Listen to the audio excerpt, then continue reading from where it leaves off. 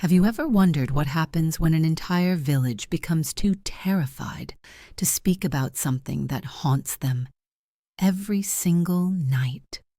What I'm about to tell you will challenge everything you thought you knew about the supernatural. Because deep in the mountains of Nepal, there's a valley where the living and the dead share the same ground. My name is Sarah, and 3 months ago I was just another travel blogger looking for my next adventure. I had no idea that my journey to document remote villages in Nepal would lead me to uncover one of the most chilling paranormal encounters ever recorded. What started as a simple cultural expedition turned into a nightmare that still keeps me awake at night. But before we dive into this terrifying story, let me tell you why this case is different from every other ghost story you've ever heard. This isn't just about one person's experience or some urban legend passed down through generations. What happened in Khumbu Valley involved an entire community of over 200 people who all witnessed the same impossible phenomena for decades. And the evidence I collected will leave you questioning the very nature of reality itself. I'm going to walk you through exactly what I discovered during my 2-week stay in this cursed valley. You'll hear the testimonies from villagers who've been living with this terror for over 40 years. You'll see the photographs that should be impossible according to everything we know about physics. And by the end of this investigation, you'll understand why the Nepalese government has quietly tried to keep this story buried. The journey to Khumbu Valley began innocently enough. I had been documenting traditional lifestyles in remote Himalayan communities for my travel blog when I stumbled across a brief mention in an old anthropological journal. The entry was just 3 lines long, describing a village where residents claimed to share their homes with spirits of the deceased. Most researchers would have dismissed it as folklore, but something about those 3 lines haunted me. After weeks of planning and securing the necessary permits, I finally made the grueling trek to reach this isolated community. The village sits at an altitude of nearly 12,000 feet, surrounded by towering peaks that seem to pierce the sky itself. Getting there required a 5-day hike through some of the most treacherous terrain I've ever encountered. The thin air made every step feel like running a marathon, and the constant threat of altitude sickness meant I had to rest frequently. But nothing could have prepared me for what I found when I finally arrived at the village gates. The first thing that struck me was the silence. Not the peaceful quiet you might expect in a remote mountain community, but an oppressive, heavy silence that seemed to press down on everything. Even the wind barely whispered through the prayer flags that hung motionless from every rooftop. The villagers moved through their daily routines with a subdued caution that immediately set me on edge. Pemba Sherpa, the village elder, initially refused to speak with me about anything beyond basic pleasantries. His weathered face carried the weight of secrets, and his eyes held a fear that seemed to run deeper than anything I'd ever seen. It wasn't until my 3rd day in the village that he finally agreed to share their story, but only after I promised to treat their experiences with respect and not sensationalize their suffering. What he told me that evening, sitting by a flickering fire in his modest home, would change my understanding of the supernatural forever. According to Pemba, the haunting began in 1982, when a devastating avalanche buried 17 villagers alive. The tragedy itself wasn't unusual for a mountain community, but what happened afterward defied all explanation. Within days of the burial ceremony, residents began reporting encounters with the deceased, but these weren't typical ghost sightings or fleeting apparitions. The spirits appeared as solid and real as living people, carrying on conversations and performing daily tasks as if death had never occurred. The first encounter happened to Maya Tamang, a widow who lived alone at the edge of the village. She woke one morning to find her deceased husband Tenzin sitting at their kitchen table, calmly drinking tea from his favorite cup. When she approached him, he looked up and smiled, asking about her plans for the day, as if nothing had changed. The conversation continued for nearly 10 minutes before he simply vanished, leaving behind the empty teacup still warm to the touch. Similar incidents began happening throughout the village. Children reported playing with friends who had died in the avalanche.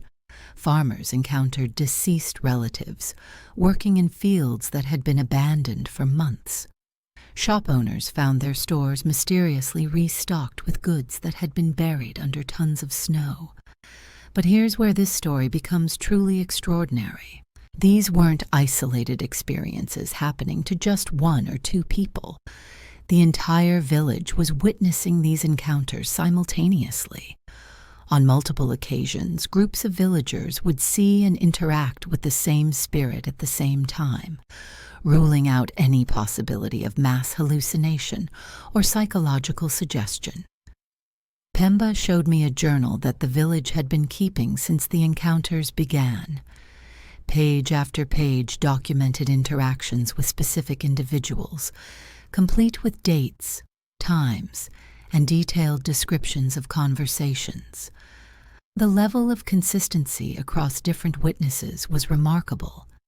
The spirits maintained their individual personalities, memories, and quirks, exactly as they had in life. What made these encounters even more unsettling was how normal they seemed to become. After the initial shock wore off, many villagers began treating the appearances as routine parts of their daily lives.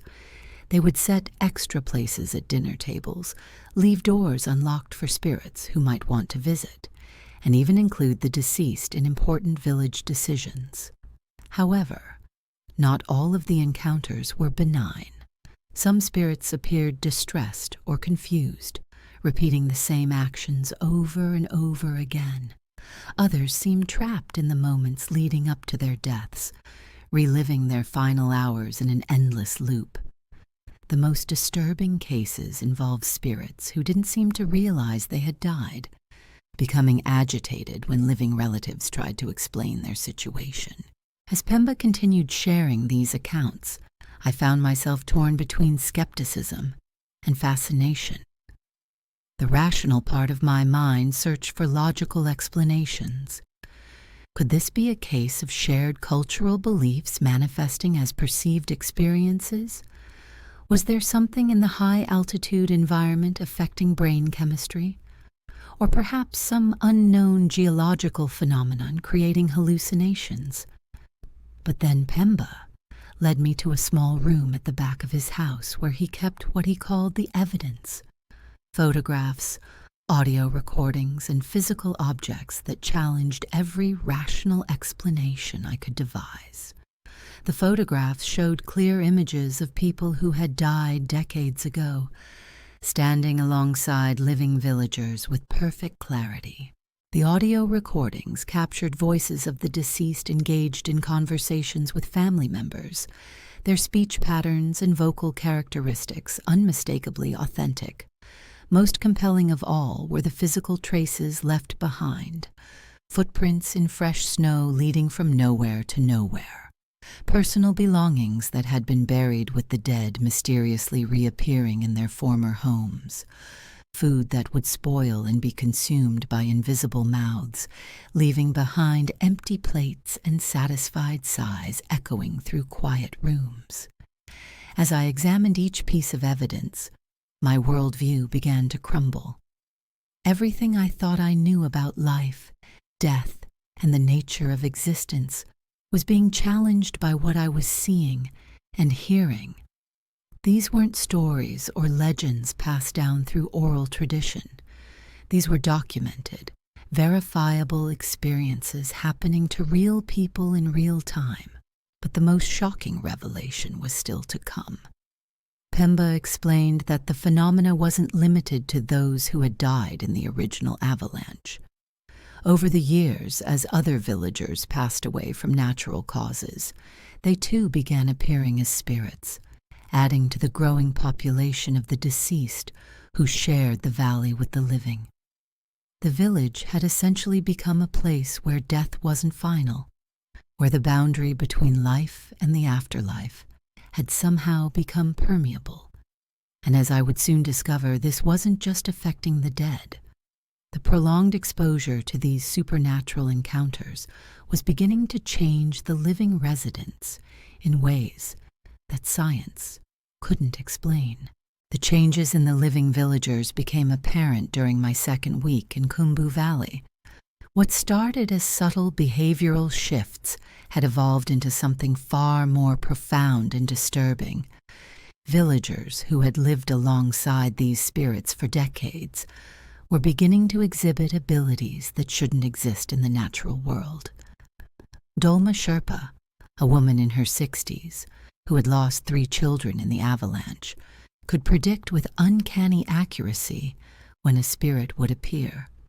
She would set out tea and food minutes before encounters that other villagers had no way of anticipating.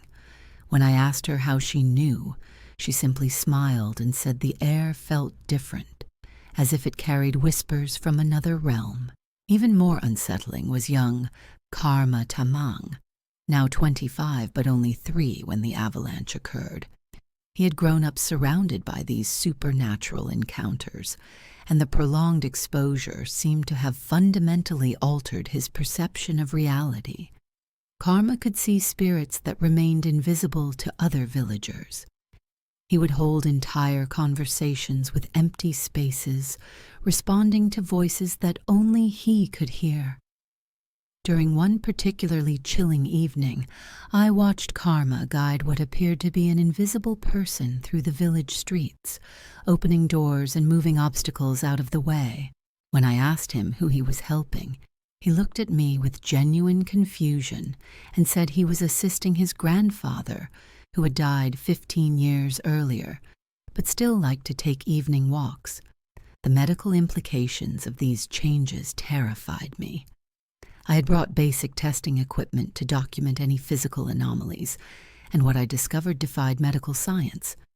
Brain scans performed with a portable device showed unusual neural activity in long-term residents. Areas of the brain associated with perception and consciousness displayed patterns unlike anything in medical literature. Blood tests revealed elevated levels of neurotransmitters, typically associated with heightened awareness and sensory perception.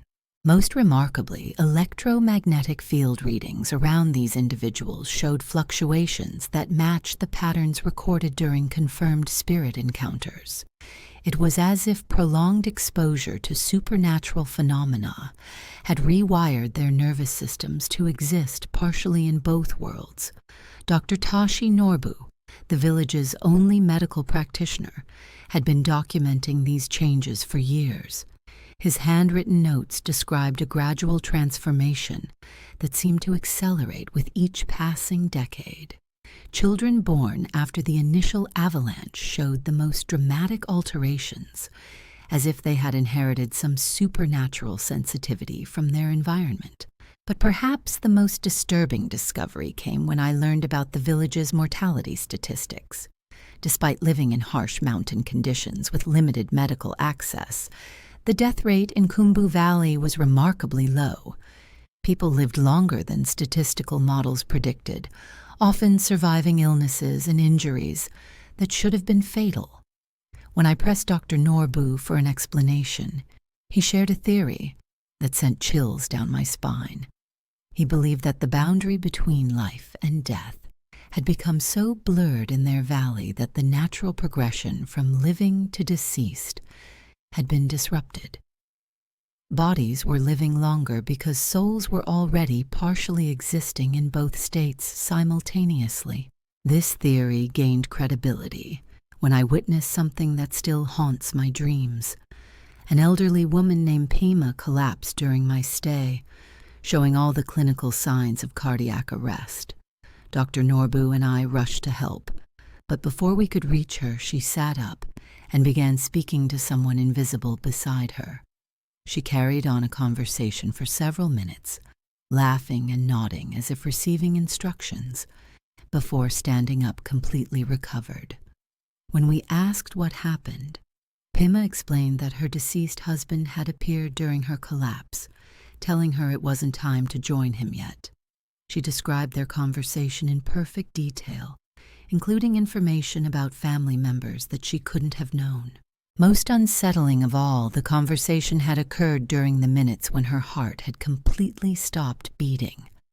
As my investigation deepened, I began to understand why the Nepalese government wanted to suppress this story.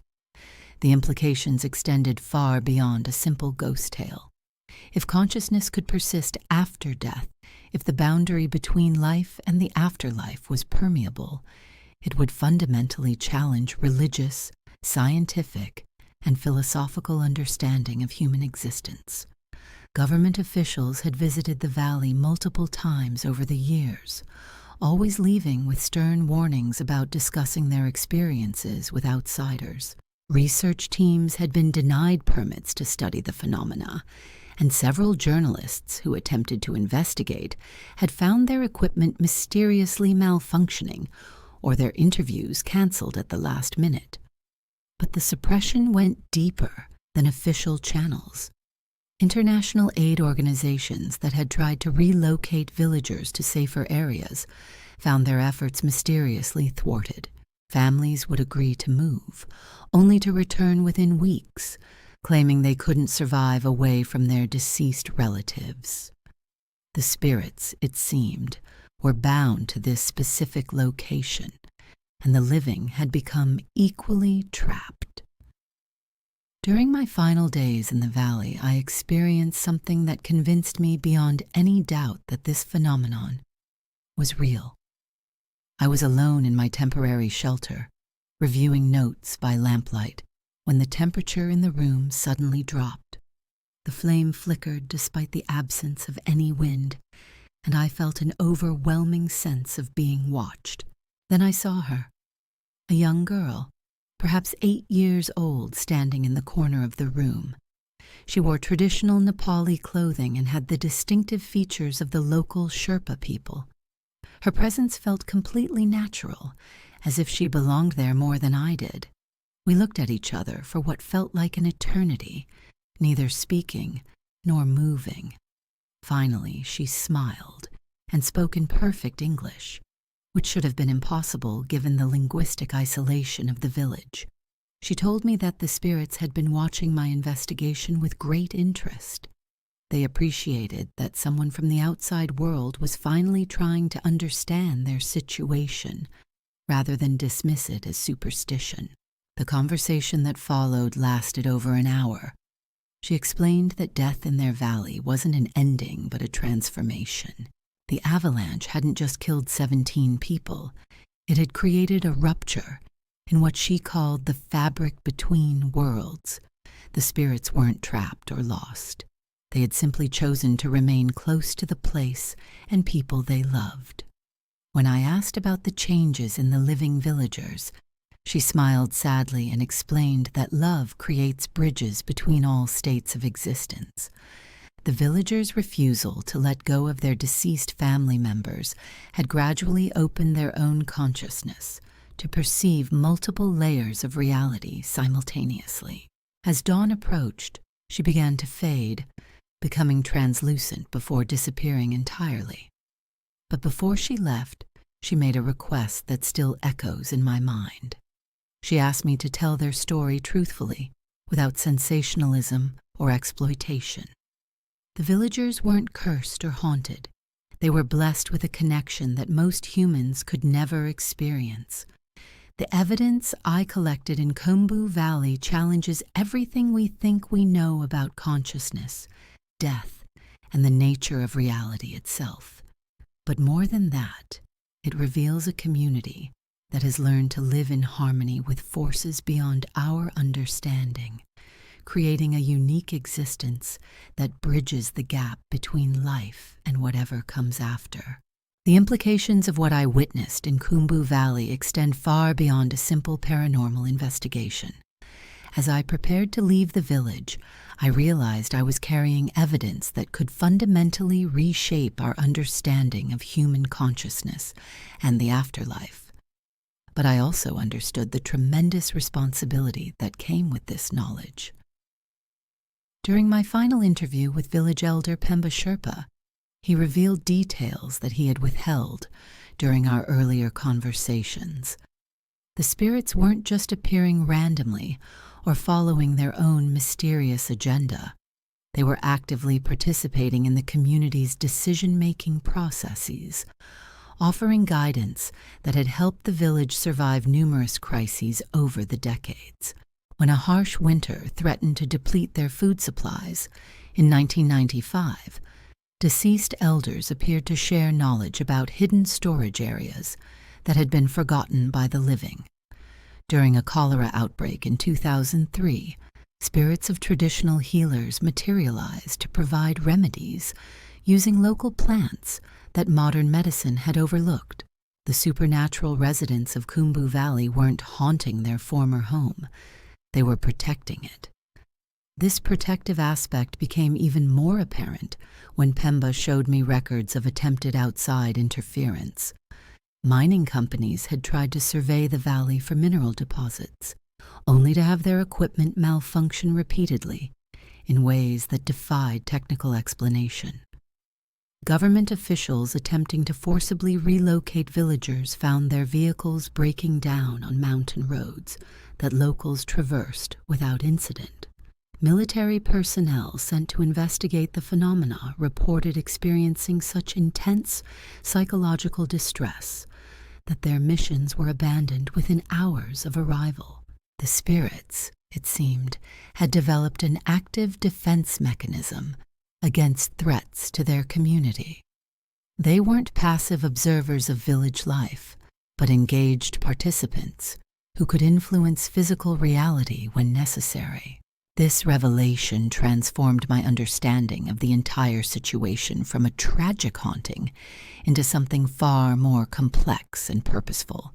But the most disturbing information came when Pemba explained what happened to outsiders who stayed too long in the valley. The same neurological changes that affected long-term residents began manifesting in visitors who remained for extended periods. Foreign researchers, aid workers, and even government officials who spent more than a few weeks in Khumbu Valley started reporting their own supernatural encounters. These experiences weren't limited to seeing spirits. Visitors began dreaming about events from the village's past with startling accuracy, including historical details they had never been told. Some reported hearing voices in languages they didn't understand, later discovering these were conversations between deceased villagers who had spoken ancient dialects. Most unsettling of all, several outsiders claimed to receive visits from their own deceased relatives while staying in the valley, suggesting the phenomenon could extend beyond the original avalanche victims. A Japanese anthropologist who studied the village in 1998 documented his own transformation over a 6-month stay. His journal entries, which Pemba had preserved, showed a gradual shift from scientific skepticism to complete acceptance of the supernatural reality. By his final month, he was reporting daily conversations with spirits and expressing reluctance to leave what he described as the most spiritually significant place on Earth.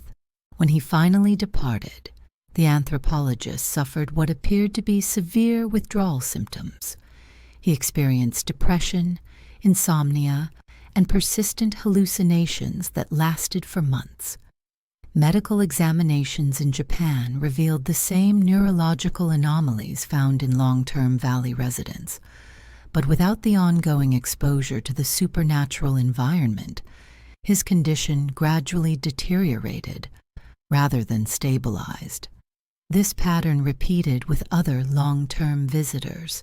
The valley seemed to create a dependency, not just psychological but physiological, on the supernatural energy that permeated the environment. Those who experienced the expanded consciousness couldn't easily return to a reality where such connections didn't exist.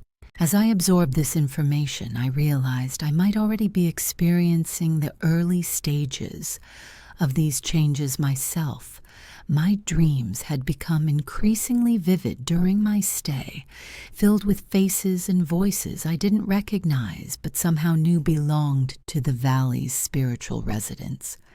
I found myself anticipating events before they happened and feeling emotional connections to places I had never visited. The thought of leaving Khumbu Valley was beginning to fill me with an inexplicable dread. The rational part of my mind recognized this as exactly what Pemba was warning me about. But another part of me, a part that seemed to be growing stronger each day, whispered that I belonged in this place where the impossible had become routine. On my final night in the village, I made a decision that would prove to be both the most dangerous and most enlightening choice of my entire investigation. Instead of staying in my designated shelter, I asked Pemba if I could spend the night in one of the houses that had belonged to avalanche victims. I wanted to experience the full intensity of the supernatural presence that the villagers lived with every day. Pemba initially refused, explaining that outsiders who attempted direct contact with the spirits often suffered severe psychological trauma. But when I insisted, he reluctantly agreed to let me stay in the former home of Tenzin and Maya Tamang, the couple whose encounters had been among the first and most well-documented. The house stood exactly as it had been left decades ago, with personal belongings still arranged, as if the owners might return at any moment. Photographs of family members lined the walls, prayer flags hung from the ceiling, and traditional cooking implements remained ready for use. The air itself felt thick with memory and presence, as if the building had absorbed the emotions and experiences of all who had lived there. As darkness fell, I positioned myself in the main room with my recording equipment and cameras, determined to document whatever might occur. For the first few hours, nothing happened, beyond the ordinary sounds of wind and settling wood.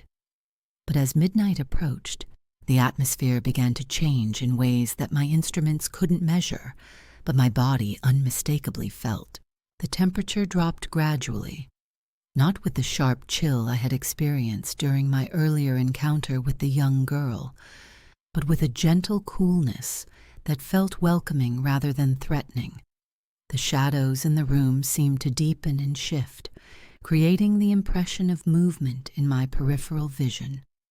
Most notably, the overwhelming silence that characterized the village during daylight hours gave way to subtle sounds of habitation.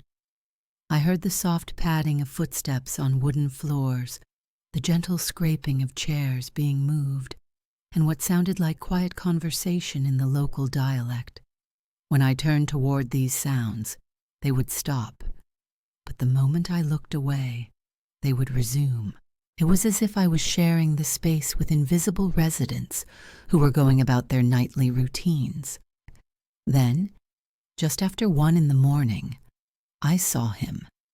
Tenzin Tamang materialized slowly in the doorway, not with the sudden appearance I might have expected from a ghost, but with the gradual clarity of someone emerging from shadow into lamplight. He appeared exactly as he had been described in the village records, a man in his 40s, with kind eyes and weathered hands that spoke of a lifetime of mountain labor. He looked at me without surprise, as if my presence was perfectly natural and expected. When he spoke, his voice carried the same warmth and authority that villagers remembered from his life. He welcomed me to his home in the traditional Sherpa manner, offering tea and asking about my journey, as if I were a long-awaited guest rather than a stranger investigating supernatural phenomena. The conversation that followed challenged every assumption I had made about the nature of death and consciousness. Tenzin spoke about his experience with the same matter-of-fact tone he might have used to describe the weather. He explained that dying in the avalanche had been terrifying, but the transition afterward was surprisingly peaceful. Rather than moving on to some distant afterlife, he and the others had simply found themselves existing in a state that allowed them to remain connected to the physical world while experiencing something far more expansive. So what does this all mean for our understanding of life, death, and everything we thought we knew about the nature of existence? The evidence I gathered in Khumbu Valley doesn't just challenge science. It completely shatters our fundamental assumptions about consciousness itself. Here's a community that has been living proof for over 40 years that death isn't the end we've all been told it is. The implications are staggering. If you found this investigation as mind-blowing as I did, make sure you hit that subscribe button, because I'll be returning to Nepal next month to investigate reports of similar phenomena in 3 other remote villages. Trust me, you won't want to miss what I uncover next.